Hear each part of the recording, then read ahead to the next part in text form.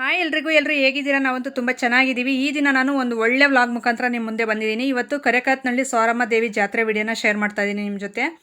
ತುಂಬ ಭಕ್ತಿ ಇರುವ ದೇವರು. ಹಾಗೆ ನಮ್ಮ ಪಾವಗಡ ಸುತ್ತಮುತ್ತ ಅವ್ರಿಗೆಲ್ರಿಗೂ ತುಂಬ ಚೆನ್ನಾಗಿ ಗೊತ್ತಿರುತ್ತೆ ಕರೇಕತ್ನಳ್ಳಿ ಸೋರಮ್ಮ ದೇವಿ ಜಾತ್ರೆನ.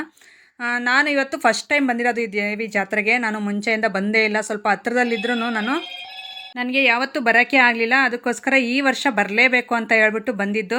ನನಗಂತೂ ನೋಡ್ತಾ ಇದ್ದರೆ ಎಷ್ಟು ಜನ ಜಾತ್ರೆ ಅಂತೀರಾ. ನಾನು ಇದು ಫಸ್ಟ್ ಟೈಮ್ ನಿಜವಾಗ್ಲೂ ಇಷ್ಟೊಂದು ಜನ ಜಾತ್ರೆ ನೋಡಿರೋದು. ಯಾಕಂದರೆ ನಾನು ಬೇರೆ ಕಡೆ ಎಲ್ಲ ಹೋಗಿಲ್ಲ. ಹಾಗಾಗಿ ಇದು ಇಷ್ಟೊಂದು ಜನನ ಅಂತ ಅನ್ನಿಸ್ತು ನಾನು ಫಸ್ಟ್ ಟೈಮ್ ನೋಡಿದಾಗ. ನಾವು ಮತ್ತು ನಮ್ಮ ಮನೆಯವ್ರ ಫ್ರೆಂಡ್ಸ್ ಫ್ಯಾಮಿಲಿ ಎಲ್ಲ ಬಂದಿದ್ದೀವಿ. ಅಂದರೆ ಇವರು ನಮ್ಮ ಫ್ರೆಂಡ್ ಇದ್ರಲ್ಲ, ನಮ್ಮ ಮನೆಯವ್ರ ಫ್ರೆಂಡ್ಸು, ಅವರು ಬಂದಿದ್ರಂತೆ ಮುಂಚೆ. ಹಂಗಾಗಿ ನಮಗೆ ಸ್ವಲ್ಪ ಹೆಲ್ಪ್ ಆಯಿತು. ಇಲ್ಲಾಂದರೆ ನನಗೆ ಈ ಜಾತ್ರೆ ಬಗ್ಗೆ ಏನೂ ಗೊತ್ತಿರಲಿಲ್ಲ. ನಾವು ಎಲ್ಲೋಗಿ ಏನು ನೋಡಬೇಕು ಅನ್ನೋದೇನೂ ಗೊತ್ತಿಲ್ಲ. ಅವರೇ ಕರ್ಕೊಂಡೋಗಿ ನೀಟಾಗಿ ಒಂದೊಂದೇ ಪ್ಲೇಸ್ನೆಲ್ಲ ತೋರಿಸ್ತಾ ಬಂದರು. ಹಾಗೆ ದೇವಸ್ಥಾನದ ಮುಂದೆ ನಾವು ಅಲ್ಲಿ ಸ್ವಲ್ಪ ಹೂನಾರ ಎಲ್ಲ ತಗೊಂಡು ಈಗ ಪೂಜೆಗೆ ಅಂತ ಹೇಳ್ಬಿಟ್ಟು ಒಳಗಡೆ ಬಂದ್ವಿ ದೇವಸ್ಥಾನದ ಹತ್ರ. ನೋಡಿ, ಇದು ಸಿಡಿ ಮರ ಅಂತಾರಲ್ಲ, ಅದು ಇಲ್ಲಿ ಮುಂದೆ ಇತ್ತಲ್ಲ, ಇದು ಸಿಡಿ ಮರ ಆಡ್ತಾರಂತೆ. ಅದು ನಾನು ನೋಡಿಲ್ಲ ಎಂದು ಲೈವಲ್ಲಿ. ನೆಕ್ಸ್ಟ್ ಟೈಮು ತಪ್ಪದೆ ಒಂದು 2 ದಿನ ಜಾತ್ರೆಗೆ ಹೋಗಲೇಬೇಕು ಈ ಜಾತ್ರೆಗೆ. ಅದು ಗೊತ್ತಿಲ್ಲದೆ ನಾವು ನೈಟ್ ಬಂದುಬಿಟ್ವಿ. ಸ್ವಲ್ಪ ಒಂದು 3 ಗಂಟೆ 4 ಗಂಟೆ ಹಂಗೆ ಬಂದಿದ್ದರೆ ವೀಡಿಯೋಗೂ ತುಂಬ ಚೆನ್ನಾಗಿರೋದು. ಅದಕ್ಕೆ ನೆಕ್ಸ್ಟ್ ಟೈಮು ಸ್ವಲ್ಪ ಬೇಗನೆ ಹೋಗ್ಬಿಟ್ಟು ಎಲ್ಲ ವೀಡಿಯೋ ಎಲ್ಲ ತುಂಬ ಚೆನ್ನಾಗಿ ಮಾಡಬೇಕು ಅಂತ ಮಾತಾಡಿದ್ದೀವಿ. ತಪ್ಪದೆ ಮುಂದಿನ ವರ್ಷ ತಪ್ಪದೆ ಹೋಗ್ಬಿಟ್ಟು ನಿಮ್ಮ ಜೊತೆ ಕ್ಲೀನಾಗೆಲ್ಲ ಶೇರ್ ಮಾಡ್ಕೊತೀನಿ. ಇವತ್ತು ಆದಷ್ಟು ಒಂದು ರಫಾಗಿ ಆ ಥರ ವೀಡಿಯೋ ಮಾಡಿದ್ದೀವಿ. ಸೊ ಎಲ್ಲ ಸ್ಕಿಪ್ ಮಾಡಿದೆ ನೋಡಿ. ಹೊಸಬ್ರಾಗಿದ್ದರೆ ಸಬ್ಸ್ಕ್ರೈಬ್ ಮಾಡ್ಕೊಳ್ಳಿ. ಈಗ ದೇವಸ್ಥಾನ ಹತ್ರ ಬಂದ್ವಲ್ಲ, ಅದು ಸಿಡಿ ಮರ ಮತ್ತು ಆ ಕಡೆ ಧೂಪ ಹಾಕೋದೆಲ್ಲ ಇತ್ತು. ಅದೆಲ್ಲ ನಾವು ಧೂಪ ಹಾಕ್ಬಿಟ್ಟು ಕೈ ಮುಗಿದು ಬಂದ್ವಿ. ತುಂಬ ಜನ, ನಿಜವಾಗ್ಲೂ ಆ ಕಡೆ ಈ ಕಡೆ ಓಡಾಡೋಕ್ಕೆ ಆಗಲ್ಲ, ಅಷ್ಟೊಂದು ಜನ ಸೇರಿದ್ರು. ಈಗಲೇ ಸಂಜೆ ಅಂದರೆ ಒಂದು 8 ಗಂಟೆಗೆ ಇಷ್ಟು ಜನ ಸೇರಿದ್ರು. ಇನ್ನೂ 10 ಗಂಟೆಗೆ ನೋಡಿ ಅಲ್ಲಿ ಧೂಪ ಹಾಕೋ ಹತ್ರ ಕಾಣ್ತಾ ಇದೆಯಲ್ಲ ಎಷ್ಟು ಜನ ಇದ್ದಾರೆ. 10 ಗಂಟೆ ಹಂಗೆ ಇನ್ನೂ ತುಂಬ ಜನ ಆಗ್ಬಿಡ್ತಾರೆ. ನಾವು ಅದಕ್ಕೆ ಇಲ್ಲೊಂದು ಸ್ವಲ್ಪ ನೋಡ್ಕೊಬಿಟ್ಟು ಆಮೇಲೆ ಇನ್ನೊಂದು ಬೆಟ್ಟ ಇದೆಯಲ್ಲ, ಆ ಕಡೆ ಹೋಗೋಣ ಅಂತ ಹೇಳ್ಬಿಟ್ಟು, ಸೋರಮ್ಮ ದೇವಿ ಅವರ ಹಸ್ಬೆಂಡು ಅಂದರೆ ಅವರ ಗಂಡ ಇದ್ದಾರಂತಲ್ಲ, ಆ ಕಡೆ ದೇವಸ್ಥಾನ ಇದೆ, ಅಲ್ಲೊಂದು ದೇವಸ್ಥಾನಕ್ಕೆ ಹೋಗೋಣ ಅಂತ ಹೇಳ್ಬಿಟ್ಟು ಇಲ್ಲಿ ಫಸ್ಟು ದೇವ್ರ ಪೂಜೆ ಎಲ್ಲ ಮುಗಿಸಿ ಹೋಗೋಣ ಅಂತ ಈ ಕಡೆ ಬಂದ್ವಿ. ಇಲ್ಲಿ ಹತ್ತು ಬೆಳ್ಳ ಆರತಿ ತುಂಬ ಫೇಮಸ್ ಈ ಜಾತ್ರೆಯಲ್ಲಿ. ಇದನ್ನು ನೋಡೋಕ್ಕೆ ಅಂತಂದರೆ ಇವತ್ತು ನೈಟ್ ಎಲ್ಲ ಜನ ಬರ್ತಾನೆ ಇರ್ತಾರಂತೆ. ಇದು ಅಷ್ಟು ಭಕ್ತಿಯಿಂದ ಮಾಡ್ತಾರೆ ಹತ್ತು ಬೆಳ್ಳ ಆರತಿ. ನಾವೇನಾದರೂ ಹರಕೆ ಕಟ್ಟಿಬಿಟ್ಟು ಅದು ನೆರವೇರಿದ್ರೆ ಈ ಥರ ಈ ತಾಯಿಗೆ ಹತ್ತು ಬೆಳ್ಳ ಆರತಿ ಒಪ್ಸೋದು ಇಲ್ಲಿಯ ಪದ್ಧತಿ. ಸೊ ಹಂಗಾಗಿ ಇಲ್ಲೆಲ್ಲರೂ ಬಂದು ಈ ಥರ ಹತ್ತು ಬೆಳ್ಳ ಆರತಿ ಎಲ್ಲ ಮಾಡ್ಕೊಬಂದು ಅಲ್ಲಿಂದ, ಅಂದರೆ ಇಲ್ಲೇ ಮಾಡ್ತಾರೆ, ಅಲ್ಲೊಂದು ಪ್ಲೇಸ್ ಇದೆ ಆ ಕಡೆ ಮಾಡೋದು. ನಾನು ಕೊನೆಗೆ ಒಂದು ಕ್ಲಿಪ್ನ ಆ್ಯಡ್ ಮಾಡ್ತೀನಿ ನಿಮಗೆ. ಅಲ್ಲೇ ಎಲ್ಲ ಆರತಿ ಎಲ್ಲ ರೆಡಿ ಮಾಡಿಬಿಟ್ಟು ಅಲ್ಲಿಂದ ಹೊತ್ತು ಈ ಕಡೆ ದೇವಿ ದರ್ಶನಕ್ಕೆ ಅಂತ ಹೇಳ್ಬಿಟ್ಟು ಬಂದು ದೇವರ ದರ್ಶನ ಪಡ್ಕೊಂಡು ಹಾಗೆ ದೇವ್ರ ಸುತ್ತ ಎಲ್ಲ ಸುತ್ತಬಿಟ್ಟು, ಅಥವಾ ಅಂದರೆ ಪ್ರದಕ್ಷಿಣೆ ಹಾಕಿ ಆಮೇಲೆ ಈ ದೇವಸ್ಥಾನ ಹತ್ರನೇ ಈ ಥರ ಇಟ್ಬಿಟ್ಟು ಇಲ್ಲಿ ಪೂಜೆ ಎಲ್ಲ ಮಾಡಿ ಆಮೇಲೆ ಒಪ್ಸೋದು ದೇವರಿಗೆ. ಈ ಥರ ಪದ್ಧತಿ ತುಂಬ ಚೆನ್ನಾಗಿತ್ತು. ನನಗೆ ಈ ಹತ್ತು ಬೆಳ್ಳ ಆರತಿ ತುಂಬ ನೋಡಬೇಕು ಅಂತ ಆಸೆ ಇತ್ತು ಆಗಿಂದನೂ. ಯಾಕಂದರೆ ಆ ಥರ ಹೇಳ್ತಾಯಿದ್ರು ನೋಡಿರೋರೆಲ್ಲ, ಅದು ಹತ್ತು ಬೆಳ್ಳ ಆರತಿ ನೋಡೋಕ್ಕೆ ಹೋಗಬೇಕು ಈ ಜಾತ್ರೆಗೆ ಅಂತ ಹೇಳ್ತಾ ಇರೋರು. ಹಾಗಾಗಿ ನನಗೂ ಸ್ವಲ್ಪ ಅದೃಷ್ಟ ಸಿಕ್ತು ಅಂತ ಹೇಳ್ಬೋದು ಈ ವರ್ಷ. ನಾನು ಹೋಗ್ಬಿಟ್ಟು ಅದು ನೋಡಿದೆ ಯಾವ ಥರದ, ಅಂದರೆ ನಮ್ಮ ಕೈ ಬೆರಳಿರುತ್ತಲ್ಲ, ಆ ಬೆರಳಿ ಮೇಲೆ ತಂಬಿಟ್ಟು ಎಲ್ಲ ಆರತಿ ಕಟ್ಬಿಟ್ಟು ಅದ್ರ ಮೇಲೆ ನಾವು ಈ ಥರ ದೀಪ ಹಚ್ಬಿಟ್ಟು ತರ್ತಾರೆ. ಅದನ್ನೇ ಹತ್ತು ಬೆಳ್ಳ ಆರತಿ ಅಂತ ಕರೆಯೋದು.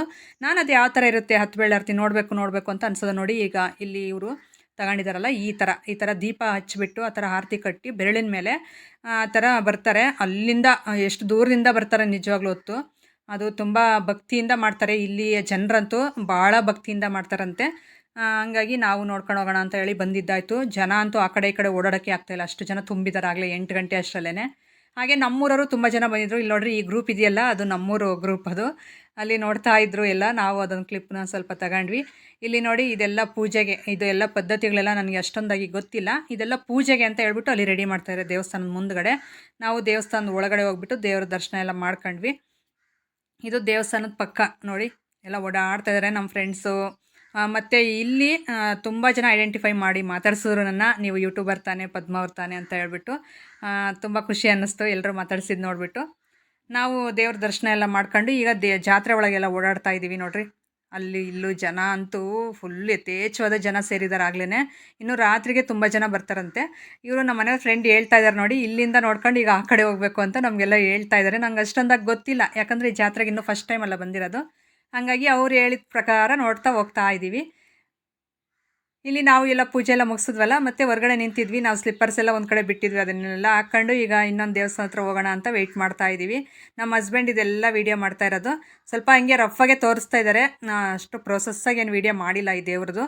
ನೆಕ್ಸ್ಟ್ ಟೈಮ್ ಇದೆಲ್ಲ ತಪ್ಪದೆ ಪ್ರೋಸೆಸ್ಸಾಗಿ ಎಲ್ಲನೂ ಯಾವ ಥರ ಮಾಡ್ತಾರೆ ಅನ್ನೋದನ್ನ ಶೇರ್ ಮಾಡ್ತಾ ಹೋಗ್ತೀನಿ ನಿಮ್ಮ ಜೊತೆ. ಈಗ ಸದ್ಯಕ್ಕೆ ಈ ವಿಡಿಯೋ ಅಡ್ಜಸ್ಟ್ ಮಾಡ್ಕೊತೀರಾ ಅಂತ ಅಂದ್ಕೊಂಡಿದ್ದೀನಿ. ನಾವು ಹೋಗಿದ್ದಕ್ಕೆ ಒಂದು ಗುರ್ತಿರಲಿ ಅಂತ ಹೇಳ್ಬಿಟ್ಟು ಈ ವಿಡಿಯೋನ ಶೇರ್ ಮಾಡ್ತಾಯಿದ್ದೀನಿ ನಿಮ್ಮ ಜೊತೆ. ಈಗ ನೋಡಿ, ಚಿಕ್ಕ ಮಗು ಕೈಲಿ ಈ ಥರ ದೀಪ ಎಲ್ಲ ಹಚ್ಚಿಸಿ ಆರತಿ ಕಟ್ಟಿಸಿದ್ರು. ಅದನ್ನು ಅಂದರೆ ನಾವು ಇದೇ ವಯಸ್ಸಿನವ್ರೆ ಅಂತಂದು ಏನೂ ಇಲ್ಲ, ಎಲ್ಲ ವಯಸ್ಸಿನವರು, ಚಿಕ್ಕ ಮಕ್ಕಳಿಂದ ಹಿಡಿದು ದೊಡ್ಡೋರ್ವರೆಗೂ ಮುದುಕರ್ವರೆಗೂ ಕಟ್ತಾರೆ ಆರತಿನ. ಈ ಥರ ಕಟ್ಬಿಟ್ಟು ಅವ್ರವ್ರ ಕೋರಿಕೆಗಳು ಏನೇನಿರುತ್ತೋ ಅದೆಲ್ಲ ನೆರವೇರಿರುತ್ತಲ್ಲ, ನೆರವೇರಿದ್ರೆ ಮಾಡೋದೇನು ಕಷ್ಟನಾ ಹೇಳಿ. ತುಂಬ ನಾವು ಮನಸ್ಸಲ್ಲಿ ಏನಾದರೂ ಬೇಡಿದ್ರೆ ನಿಜವಾಗ್ಲೂ ಅದು ನೆರವೇರೇ ಇರುತ್ತಂತೆ. ಅದು 100% ಆಗಿದ್ದರೆ ನೆರವೇರುತ್ತೆ ಅಂತ ಹೇಳ್ತಾರೆ. ಅದು ನೆರವೇರಿದಾಗ ಅವರು ಹರಕೆನ ಇಲ್ಲಿ ಈ ಥರ ಸಲ್ಲಿಸ್ತಾರೆ. ಇದು ಯಾವುದೇ ಥರ ಮೂಢನಂಬಿಕೆ ಆ ಥರ ಏನಿಲ್ಲ. ಯಾಕಂದರೆ ಇಲ್ಲಿ ಭಕ್ತಿ, ಇಲ್ಲಿ ಜನರ ನಂಬಿಕೆ ನೋಡ್ತಾ ಇದ್ದರೆ ಆ ಥರ ಅನಿಸುತ್ತೆ. ನನಗಂತೂ ತುಂಬ ಖುಷಿಯಾಯಿತು. ನಾನು ಮನಸ್ಸಲ್ಲಿ ಬೇಡ್ಕೊಂಡೆ, ನೋಡೋಣ ನೆರವೇರಿದ್ರೆ ನಾನು ನಿಮ್ಮ ಜೊತೆ ಶೇರ್ ಮಾಡ್ಕೊತೀನಿ. ಈಗ ದೇವಸ್ಥಾನ ಹತ್ರ ಎಲ್ಲ ಪೂಜೆ ಎಲ್ಲ ಮುಗಿಸ್ಬಿಟ್ಟು ನಾವು ಜಾತ್ರೆ ಒಳಗೆ ಹೋಗಿ ಮಕ್ಕಳಿಗೆ ಬೇಕಾಗಿರೋದೆಲ್ಲ ತಗೊಂಡು, ಈಗ ಅವರು ಸ್ವರಮ್ಮ ದೇವರು ಇದ್ದಾರಲ್ಲ ದೇವಿ, ಅವರ ಗಂಡ ಇರುವಂಥ ದೇವಸ್ಥಾನ ಇದು. ಇದು ಸ್ವಲ್ಪ ಬೆಟ್ಟದ ಮೇಲೇ ಇರೋದು. ಈ ಬೆಟ್ಟದ ಮೇಲಂತೂ ಜನ ನಿಜವಾಗ್ಲೂ ಎಷ್ಟೊಂದು ಜನ ಕೂತಿದ್ರು ಅಂದರೆ ಆ ಕಡೆ ಈ ಕಡೆ ಎಲ್ಲ ಓಡಾಡೋಕ್ಕೆ ಆಗ್ತಾಯಿಲ್ಲ, ಅಷ್ಟು ಜನ ಕೂತಿದ್ದಾರೆ. ಇಲ್ಲಿ ಕೂತ್ರೆ ಜಾತ್ರೆ ಫುಲ್ಲು ಒಂದು ವ್ಯೂ ಕಾಣುತ್ತೆ. ಅಷ್ಟು ಚೆನ್ನಾಗಿ ಅಲ್ಲಿಂದ ನೋಡ್ರಿ ಲೈಟ್ಸ್ ಎಲ್ಲ ಕಾಣ್ತಾ ಇದೆಯಲ್ಲ, ಅಲ್ಲಿಂದ ಹತ್ತಬೆಳ್ಳಾರತಿ ಕಟ್ಕೊಬಿಟ್ಟು ಸೀದಾ ದೇವಿ ದೇವಸ್ಥಾನ ಹತ್ರ ಹೋಗೋದು, ಗರ್ಭಗುಡಿ ಹತ್ರ. ಅಷ್ಟು ದೂರದಿಂದ ನಡೆದು ಹೋಗ್ತಾ ಇರ್ತಾರೆ. ನೋಡಿ ಇಲ್ಲೊಂದು ಸ್ವಲ್ಪ ಜನ ಸಿಕ್ಕಿದ್ರು, ಅವ್ರ ಜೊತೆ ಮಾತಾಡ್ಕೊಂಡು ಈಗ ನಾವು ಒಳಗಡೆ ಹೋಗ್ತಾ ಇದ್ದೀವಿ ಈ ದೇವರ ದರ್ಶನ ಮಾಡ್ಕೊಳ್ಳೋಣ ಅಂತ ಹೇಳ್ಬಿಟ್ಟು. ಆದರೆ ನೀವು ಒಂದ್ಸಲ ಬಂದುಬಿಟ್ಟು ಈ ದೇವಿ ದರ್ಶನ ಮಾಡ್ಕೊಂಡು ಹೋಗಿ, ತುಂಬ ಒಳ್ಳೆಯದಾಗುತ್ತೆ ಎಲ್ರಿಗೂ. ಸೊ ಇದಾಗಿತ್ತು ಫ್ರೆಂಡ್ಸ್ ಇವತ್ತಿನ ವಿಡಿಯೋ. ಯಾವ ಥರ ಅನ್ನಿಸ್ತು ಅಂತ ನನಗೆ ಕಾಮೆಂಟ್ ಸೆಕ್ಷನಲ್ಲಿ ತಿಳಿಸಿ. ಸಿಗೋಣ ನಾಳೆ ಮುಂದಿನ ವಿಡಿಯೋದಲ್ಲಿ. Thank you for watching. Bye ಎಲ್ರಿಗೂ.